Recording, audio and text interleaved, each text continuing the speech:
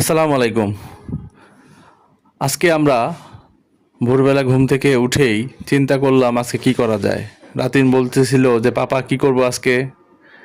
তখন চিন্তা করলাম সব সময় তো আমরা নিজেরাই ঘুরে বেড়াই।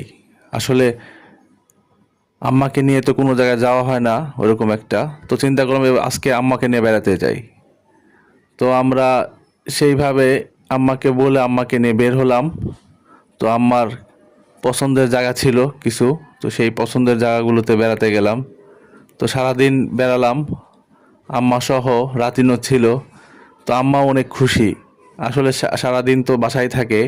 ম্যাক্সিমাম টাইম দেখা গেছে যে কাজ শেষ করে আম্মা চেম্বার করার পরে তো আম্মা আসলে ম্যাক্সিমাম টাইম বাসায় থাকে আর মোবাইল ফোন দেখে। তো তারপরে আমরা গেলাম আম্মার বিভিন্ন পছন্দের জায়গায়। তো রাতিন আবার আম্মা যে জায়গাগুলো পছন্দ করে আমাদের রাতিন আবার সেই জায়গা পছন্দ করে না। তো এটা নিয়ে একটু কন্ট্রোভার্সারি ছিল। তারপরও রাতিন খুশি, কারণ বাইরে বের হয়েছি, বাইরে বের হলে রাতিন অনেক খুশি থাকে। তো রাতিন বলতেছিল যে পাপা আমরা খেলনা যেখানে আছে সেখানে যাব। আর আম্মা বলতেছিল যেখানে অনেক ভালো সুন্দর জায়গা প্রকৃতি থাকবে আরও বিভিন্ন কিছু থাকবে সেখানে যাব। তো এই নিয়ে রাতিন আর আম্মার মধ্যে একটু দুষ্টুমি হলো।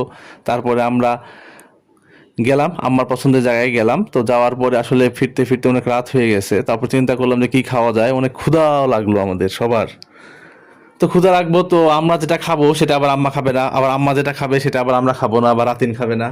তো এটা নিয়ে চিন্তা করতে করতে চিন্তা করলাম যে যাক আম্মার পছন্দের জায়গায় যাই, যেহেতু আম্মার পছন্দের জায়গাগুলোতে আজকে বেড়ানো হয়েছে সারাদিন এবং আম্মাও খুশি আমরাও খুশি। কারণ মা বাবাকে সময় অবশ্যই দিতে হবে।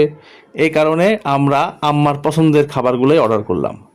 তারপরে একে একে সব খাবারগুলো আমরা নিচ্ছিলাম, রাতিনও খাচ্ছিল। রাতিনের অনেক ঝাল লাগতেছিল ভর্তা খেয়ে, কারণ আমরা পেঁয়াজ রসুনের ভর্তাও নিয়েছিলাম।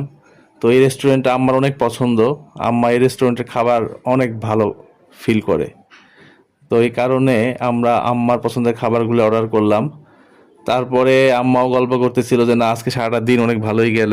এরপর বাসায় ফেরার পথে আমরা দেখলাম রাস্তায় খুব সুন্দর এই গরমের মধ্যেও পিঠা ভাজতেছে।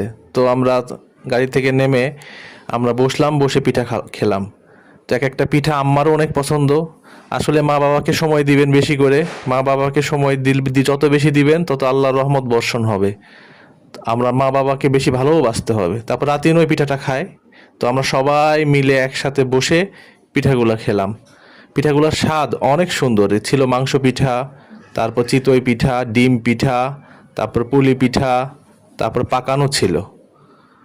তো খুব ভালো লাগলো পিঠাগুলো খেতে। আসুন আমরা সবাই মিলে নিজের পরিবার ও মা বাবাকে অনেক ভালোবাসি এবং অনেক সময় দেই। আল্লাহ হাফেজ।